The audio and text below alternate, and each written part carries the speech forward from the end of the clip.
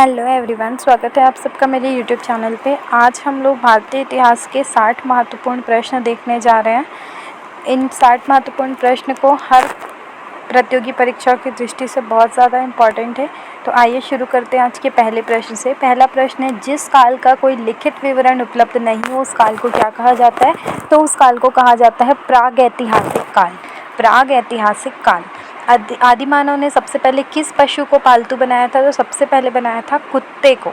Next है, आधुनिक Homo sapiens मानव का उद्भव किस काल में हुआ? इसका आंसर है उच्च पुरापाषाण काल। मानव ने आग का प्रयोग किस काल में प्रारंभ किया? नवपाषाण काल। मानव ने सबसे पहले किस धातु का प्रयोग किया? तो मानव ने सबसे पहले प्रयोग किया था तांबे का।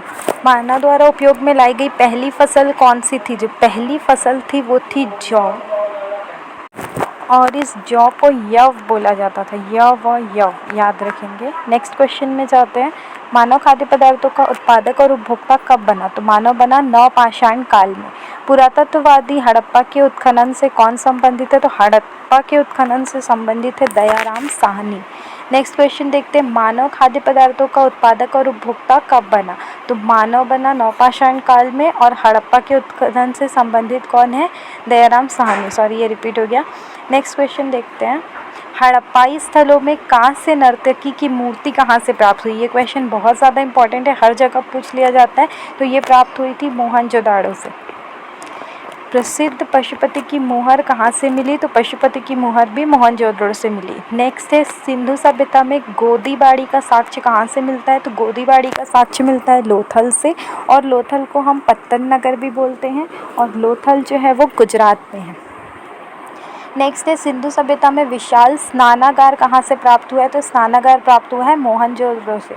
सिंधु सभ्यता की सर्वमान्य तिथि क्या है? तो सर्वमान्य तिथि है 2500 से 1750 ईसा पूर्व।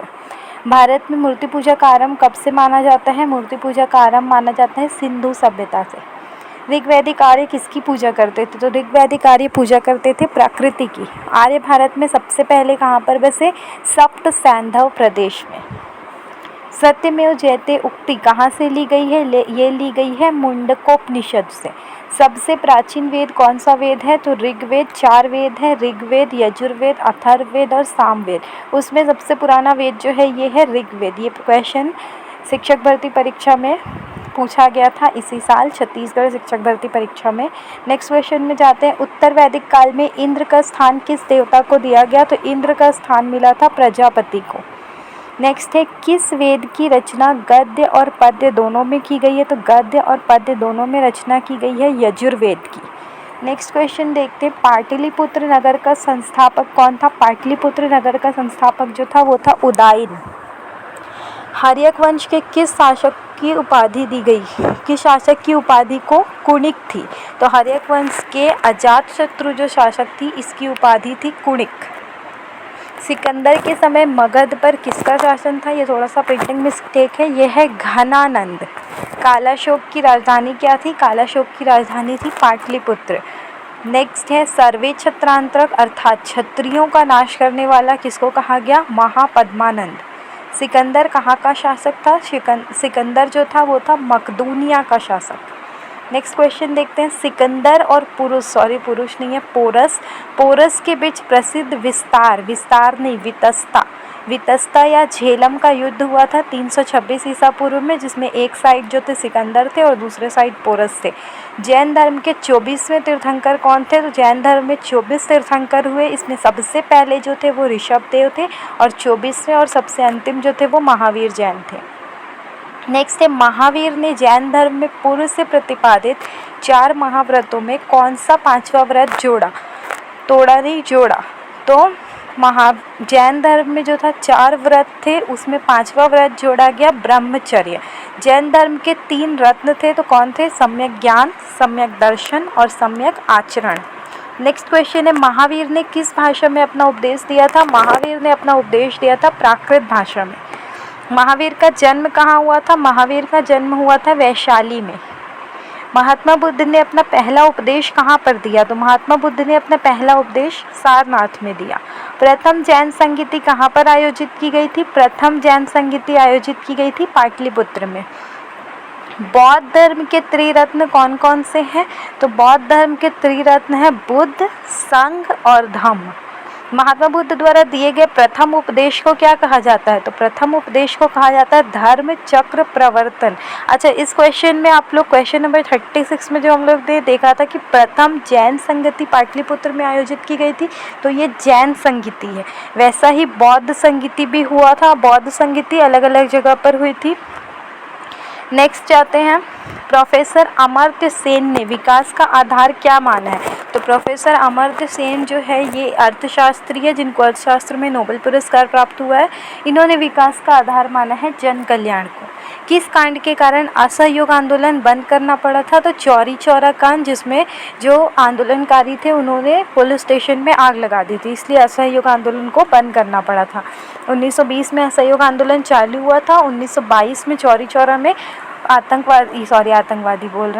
चौरी चौरा में आंदोलनकारियों ने क्या किया, उन्होंने एक पुलिस स्टेशन में आग लगा दी। तो इस कारण से महात्मा गांधी, क्योंकि अहिंसा के पुजारी थे, तो उन्होंने बोला अहिंसा रखना था, आपने हिंसा की, इसलिए असहयोग आंदोलन उन्होंने वापस ले लिया। नेक्स्ट है सीमांत गांधी, या फिर इनको फ्रंटियर गांधी भी बोला जाता है। इस नाम से हम लोग जानते हैं खान अब्दुल गफ्फार खान। नेक्स्ट है भारतीय राष्ट्रीय कांग्रेस की प्रथम महिला अध्यक्ष कौन थी? तो वो थी एनी बेसेंट। नेक्स्ट है सूर्य की तीव्र किरणों द्वारा झुलसने से वायुमंडल की कौन सी गैस हमारी रक्षा करती है? तो ये रक्षा करती है ओजोन गैस।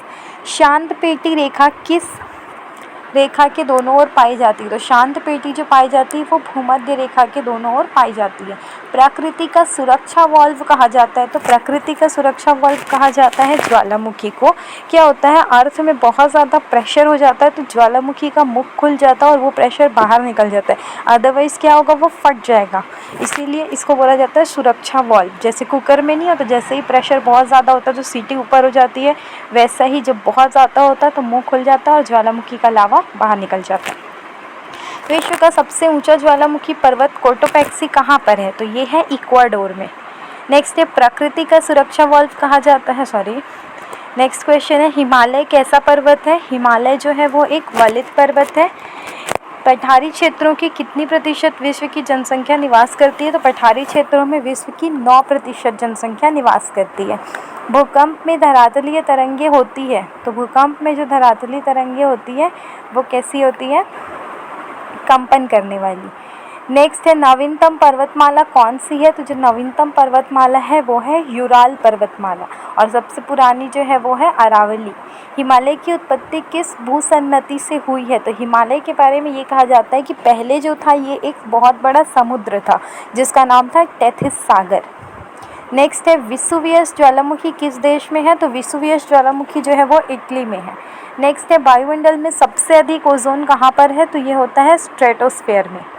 वायुमंडल की अलग अलग परतें हैं, troposphere, stratosphere, mesosphere, ionosphere, exosphere. तो उसमें स्ट्रेटोस्फियर या समताप मंडल जो बोलते हैं उसमें ओजोन परत, ओजोन मंडल पाया जाता है। पृथ्वी की सतह से सबसे दूर वायुमंडलीय परत किस नाम से जानी जाती है? तो इसको बोला जाता है बहिर्मंडल। पृथ्वी की सतह से सबसे दूर बहिर्मंडल। और अगर बोला जाएगा कि ऊपर से नीचे की तरफ तो उस कंडीशन में हो जाएगा क्षोभ मंडल। नेक्स्ट क्वेश्चन है चरक और नागार्जुन किसके दरबार की शोभा थे? तो वो थे कनिष्क के।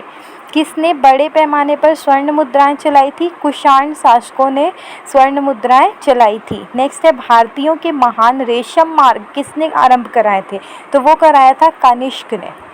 शुंग वंश के बाद किस वंश ने भारत पर राज्य किया? तो वो वंश था कण्व वंश।